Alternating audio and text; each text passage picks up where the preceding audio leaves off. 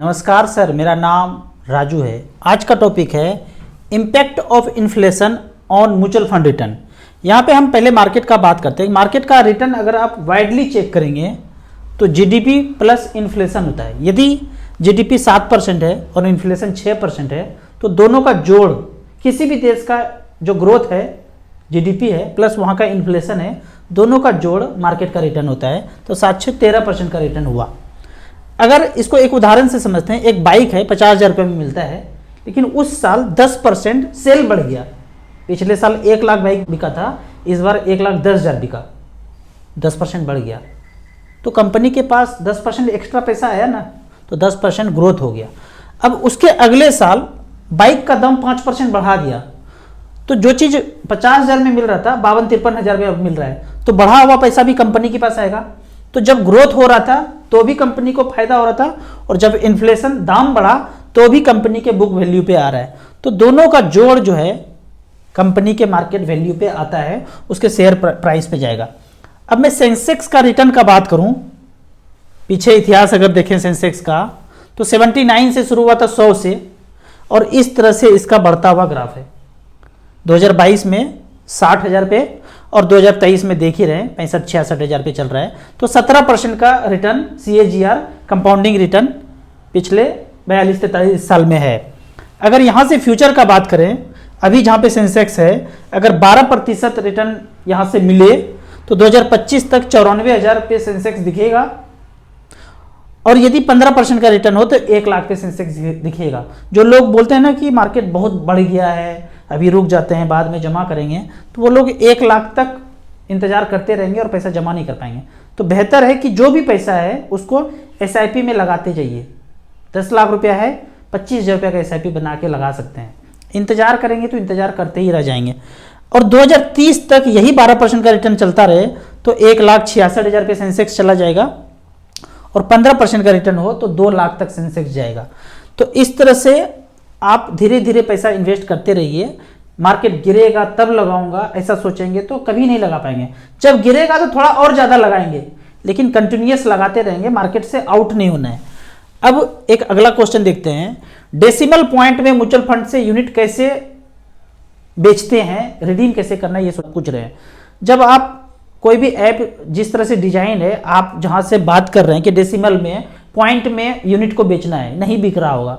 मान लीजिए कि निपॉन ग्रोथ फंड का 2,000 का यूनिट चल रहा है, वैल्यू, एक यूनिट का दाम 2,000 चल रहा है, आप 0.5 रिडीम करना चाह रहे हैं, 1,000 रुपये लेना चाह रहे हैं, नहीं होएगा।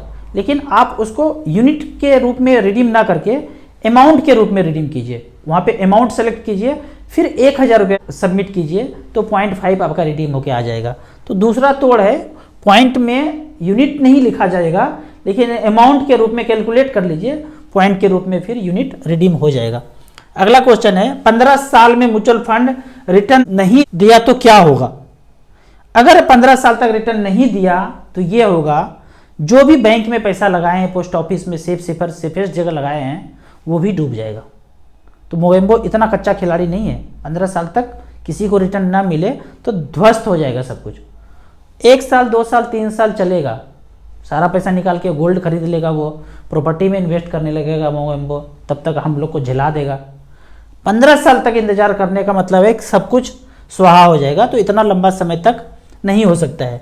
अगला क्वेश्चन है, हेल्थ इंश्योरेंस आदमी को इमरजेंसी में लेना चाहिए, और मैंने मना किया है लेने से।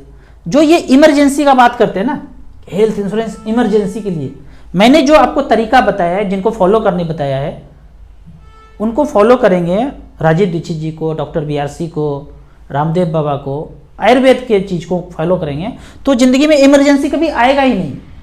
मैं पिछले 5 साल से आयुर्वेद और नेचुरोपैथी से जुड़ा हुआ हूँ, और जितना चीज़ सीखना था मैंने सीखा है। वाइफ को गोल्ड ब्लैडर स्टोन आया 12 mm का, तो इतना ज़्यादा पेन हुआ, मैं भयभीत नहीं हुआ। क्यों? क्योंकि वो नॉलेज था। लोग आके बोलने लगे क्या कर रहे हैं, जाके ऑपरेशन कराइए, मैं गया ही नहीं। और 5 दिन तक लगातार सिर्फ नारियल पानी पिलाया, 62 नारियल पानी पिलाया, उनका जो है स्टोन का पेन का दर्द कम हो गया। तो ये जो इमरजेंसी बोलते हैं ना, इमरजेंसी उन्हीं को आता है जिनको कुछ पता नहीं है। जब आप धीरे धीरे इसमें टाइम देंगे तो ज़िंदगी में इमरजेंसी कभी आएगा ही नहीं। हमारे घर में कभी किसी को फीवर हो जाए तो हम भयभीत होते ही नहीं, हम खुश हो जाते हैं। कि चलो इन्फेक्शन जो है, जो शरीर में टॉक्सिन बढ़ गया था, फीवर उसको जला देगा, ख़त्म कर देगा, तो हम नेचुरोपैथी तरीके से घर में ही ठीक हो जाते हैं। तो इमरजेंसी का नाम मतलब जिनको कुछ नहीं पता है उनके ज़िंदगी में इमरजेंसी आता है। हमारे ज़िंदगी में, हमारे फैमिली मेम्बर्स में कभी इमरजेंसी आता ही नहीं है। इमरजेंसी आने के पहले हम घर में क्योर कर लेते हैं। तो ये तरीका कुछ अलग है। धीरे धीरे 8 साल 10 साल में समझ में आएगा कि राजू भैया बोलना क्या चाहते हैं।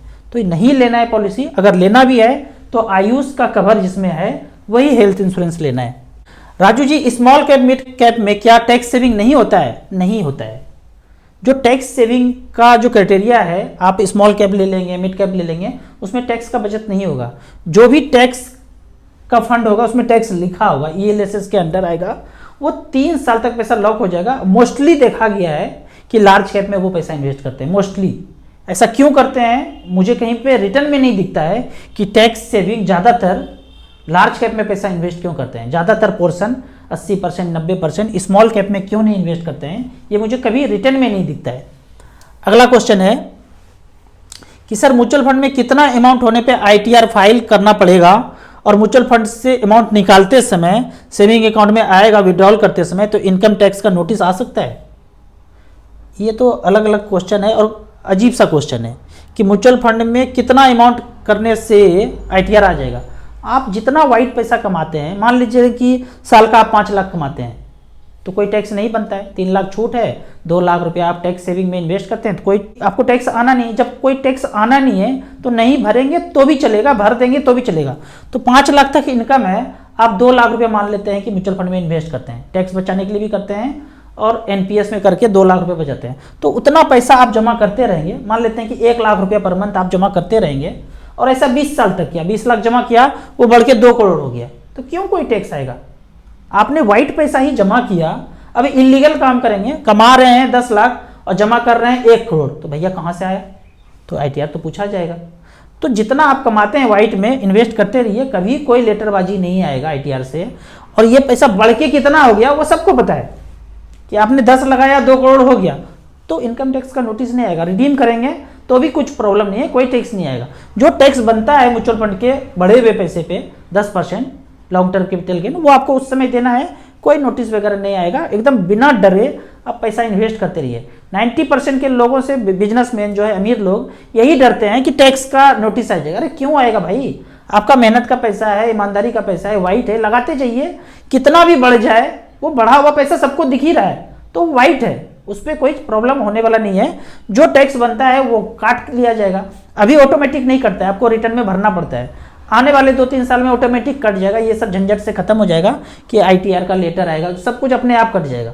तो इतना डरना नहीं है, जितना पैसा बचे जिंदगी में आप वो पैसा इन्वेस्ट करते रहिए। SBI वेल्थ विड्रॉल प्लान 2 साल से 30,000 रुपया जा रहा है, 5 साल तक का लॉकिंग है।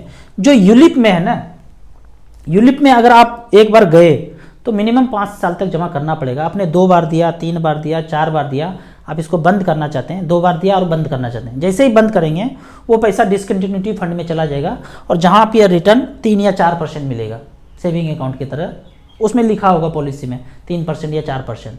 लेकिन अगर यूलिप है, मार्केट रिलेटेड वाला फंड है, तो 5 साल बने रहिए। 5 साल के बाद बंद करके वो सारा पैसा निकाल के मिड कैप स्मॉल कैप में लगाइए। 5 साल के पहले करेंगे तो पैसा बंद हो जाएगा। जो भी फंड वैल्यू आपका दिख रहा है यूलिप में, वो फंड वैल्यू वहीं पे बंद हो जाएगा, डिसकंटिन्यूटी फंड में जाएगा, वहाँ पे 3 से 4% का रिटर्न मिलना है। तो बेहतर है कि 5 साल तक पैसा दे दीजिए। अगर 1 किस्त 2 किस्त दिए हुए हैं तो ऐसा कर सकते हैं कि भाई 3 किस्त और बाकी है। ये भी है, आप कैलकुलेट कर लीजिए खुद से। मैं आपके जगह होता तो 2 साल दिया हूँ, बंद कर देता, डिसकंटिन्यूटी फंड में चला जाएगा, 3 ही 4% मिलेगा। जो बाकी पैसा बच रहा है हर साल का 30,000 रुपया, आगे साल का 3 साल बचना है, तो उसको मैं स्मॉल कैप में डालते जाता। तो आपके लिए सलाह यह है कि डिसकंटिन्यूटी फंड होता है तो होने दीजिए, फर्दर आपको पैसा नहीं देना पड़ेगा। जो फंड वैल्यू दिख रहा है 5 साल के बाद आपको वापस मिल जाएगा 3-4% के रिटर्न को जोड़ने के बाद। अगला क्वेश्चन है, सर एक वीडियो में बताइए कि 20 साल के बाद 1 करोड़ रुपया हो जाए और फिर भी फाइनेंशियल फ्रीडम नहीं पा सकते, मतलब रिटायर नहीं हो सकते हैं, तो कितना पैसा हो कि फाइनेंशियल फ्रीडम पा ले? ये क्वेश्चन इस तरह का है। किसने कहा कि आपको काम नहीं करना है, बैठ के चेयर पे हुक्का पीना है? ऐसा तो नहीं बोला है। फाइनेंशियल फ्रीडम पाने का मतलब है जो आप कोहलू के बैल के तरह सुबह 9 बजे से लेके रात के 8-9 बजे तक आते हैं ना, वो काम छोड़ देंगे। मैं ये बोलता हूँ कि ज़िंदगी में पहला 1 करोड़ रुपया जिसके पास आ जाएगा वाइट में, तो क्या वो ज़बरदस्ती नौकरी करेंगे, बिना मन से काम करेंगे? तो आप कहेंगे राजू भैया वो तो नहीं करेंगे, अपना काम करेंगे, मन का काम करेंगे, जहाँ मन लगता है वो करेंगे। मैं वही तो करने बोलता हूँ। मेरे पास जब पहला 1 करोड़ आया तो छोड़ा सब कुछ काम और अपने मन का काम कर रहा हूँ। आप देख रहे हैं कैसा जलवा बिखेर रहे हैं। तो उसी तरह से आपके पास जब जिंदगी में 1 करोड़ रुपया आ जाएगा तो आप वो कीजिए जिस काम में आपको मन लगता है। जो काम आपके लिए काम ना लगे, एकदम लगे खिलौड़ कर रहे हैं, तो ये कहता हूं मैं, ये नहीं कि काम करना बंद कर देंगे। और यकीन मानिए जो आप अपने मर्जी का काम करेंगे तो अच्छा खासा पैसा कमा ही लेंगे, बैठने किसी को नहीं बोल रहा हूं। तो पहला 1 करोड़ या पहला 50 लाख रुपया पाने का मतलब है कि फाइनेंशियल फ्रीडम पा लिए हैं। अब जब काम करेंगे हम अपने मर्जी का करेंगे। पहले हम पैसे के पीछे भागते थे, अब हम पैसे के पीछे नहीं भागेंगे, कुछ ऐसा काम करेंगे कि पैसा मेरे पीछे भागे। अभी आपको समझ में आ गया होगा। काफी सारे कमेंट में ये बोला गया है कि 1 करोड़ में फाइनेंशियल फ्रीडम नहीं मिलता है। कौन बोलता है कि घर में बैठ के फाइनेंशियल फ्रीडम पाना है? वो करना है जो मेरा मन करता है। इसके लिए मैं पहला सिक्योरिटी हो गया कि भाई 1 करोड़ है, जीवन यापन हो जाएगा। अब वैसा काम नहीं करेंगे जिसमें मुझे दिल ही नहीं लगता है, वही काम करेंगे जिसमें हमेशा हमारा दिल लगता है। और इसको अचीव करने के लिए सिंपल फार्मूला मैं बताया हूँ कि 15,000 15 साल 15% जिंदगी का झोंकेंगे तो 27 लाख जमा करेंगे, 1 करोड़ रुपया आपकी जिंदगी में आ जाएगा। नहीं किए हैं अभी तक, नहीं जानते थे, कोई बात नहीं। 7,500 करेंगे, 50 लाख रुपया का टारगेट फिक्स रखिए। 40 हो जाएगा, 35 हो जाएगा, हो जाएगा। 1-2 साल और टाइम दे देंगे। आप कहते हैं कि 15% नहीं मिला तो, अरे नहीं मिला तो 15 की जगह 17 हो जाएगा, क्या फर्क पड़ता है? 2 साल बाद ही मिल जाएगा। 2 साल के बाद ही वो काम छोड़ देंगे जो सुबह से शाम तक मंडे से बेचैन होकर गाली दे के काम करने जाते हैं। वो काम हर फोन पे फ्रस्ट्रेट होते हैं, वो काम 2 साल और करना पड़ जाएगा। कभी ना कभी तो छोड़ लेंगे ना। मैं जब फाइनेंशियल फ्रीडम पाया उसके 15 साल पहले मैंने ये सोचा था, खोपड़ी में वो डाला था, ब्लूटूथ खोपड़ी का 15 साल पहले ऑन किया था। तब जाके 15 साल के बाद वो स्थिति आया कि उस काम को छोड़ा और जो काम करने में मन लगता है वो काम करना शुरू किया। तो ये तो एक कैलकुलेटर है कि 1 करोड़ रुपया 15 से हो जाता है। लाइव रिकॉर्ड में यहाँ पे कहते हैं, एसआईपी कहता है, एएम वाइज यहाँ पे सेलेक्ट कर लिया है। एएम वाइज सेलेक्ट करने के बाद एचडीएफसी मिड कैप अपॉर्चुनिटी 15 साल पहले से 15,000 रुपया झोंकता गया तो पैसा 27 लाख जमा हुआ है, 1 करोड़ 39 लाख रुपया हुआ है। ना होता 70-80 लाख भी होता। आपको मैं सच में पूछता हूं, दिल से बताइए, आपके अकाउंट में 60-70 लाख रुपया होता तो क्या आप वो नौकरी करते जो आप कर रहे हैं? आपको मन से आवाज आएगा क्या बात कर रहे हैं राजू भैया, रोने का मन करता है। इतना पैसा होता तो ये अब लात मारता बॉस को, भागता वहां से। अपना नौकरी अपने पास रखो, घर से काम करेंगे, गांव से करेंगे, जो भी करेंगे अपना मर्जी से करेंगे। ये है पैसे का power, confidence. ICC Prudential blue chip 27 lakh रुपया लार्ज कैप कैटेगरी में 89 लाख रुपीस बनाया है। अगला बात कर रहे हैं एसबीआई ब्लू चिप में 27 लाख जमा किया, 86 बनाया 14% के रेट से। एचडीएफसी फ्लेक्सी कैप काफी पुराना फंड है, 15 हजार जमा करते रहिए, 96 बनाया। आईसीसी वैल्यू डिस्कवरी 27 लाख का 1 करोड़ 20 लाख बनाया। क्यों बनाया ये ज्यादा? क्योंकि ICC value discovery mid cap small cap में ज्यादा पैसा झोंका है उनके फंड मैनेजर ने। कोटक इमर्जिंग 2008 से लेके 27 लाख जमा किया, 1 करोड़ 28 लाख बन गया। इसके फंड मैनेजर ने ज्यादा बना दिया। क्यों बना दिया? क्योंकि वो ज्यादा मछली में गया जाल फेंकने के लिए, और ज्यादा मछली मिड कैप स्मॉल कैप के पास ही है। स्मॉल कैप 5800 कंपनी तक है, लार्ज कैप तो 100 ही है, मिड कैप तो 150 ही है। तो पैसा बनेगा स्मॉल कैप में ही। फिर बात करते हैं एचडीएफसी टॉप 100, फिर ये लार्ज कैप 27 लाख का 81 लाख बनाया। अगर एचडीएफसी स्मॉल कैप का बात करते हैं, फिर से वो स्मॉल कैप आ गया, ज्यादा मछली मिल गया फंड मैनेजर को, 27 लाख जमा हुआ, 1 करोड़ 26 लाख बन गया। इसी तरह से निपॉन इंडिया मल्टी कैप सब कुछ आ गया इसमें, लार्ज भी आ गया, मिड भी आ गया, स्मॉल कैप भी आ गया। जाल फेंका 27 लाख का, 1 करोड़ 7 लाख बना। तो इस तरह से कैनरा रिवोको इमर्जिंग ताबड़तोड़ रिटर्न 27 लाख का 1 करोड़ 34 लाख, 19% का रिटर्न। हम ये बोलते हैं आपके जिंदगी में 50 लाख से 1 करोड़ रुपया हो जाए तो फाइनेंशियल फ्रीडम पा लेंगे। चिड़िया के थोड़ा सा 2 पंख हो जाएगा, अपनी मर्जी से उड़ेंगे। अभी आप पिंजड़ा में बंद हैं, उड़ने का अधिकार आपको नहीं है। आपको इसी तरह मच फंड के बारे में और कुछ जानना है, इन्वेस्टमेंट के बारे में जानना है, तो इस नंबर पर मुझे व्हाट्सएप कर सकते हैं। आपको म्यूचुअल फंड में पहली बार घुसना है, तो दिए हुए ऐप में रजिस्ट्रेशन करने के बाद हमसे जुड़ सकते हैं। एसेट प्लस एक ऐसा ऐप है जो इन्वेस्टर के लिए भी है और डिस्ट्रीब्यूटर के लिए भी है। जो डिस्ट्रीब्यूटर ऑनलाइन अपने बिजनेस को ज़्यादा ग्रो करना चाहते हैं तो एसेट प्लस का ऐप फ्री में डाउनलोड करके आप इसके साथ बिजनेस करके जुड़ सकते हैं। वीडियो अच्छा लगे तो व्हाट्सएप यूनिवर्सिटी में दोस्तों के बीच इसे जरूर शेयर करें।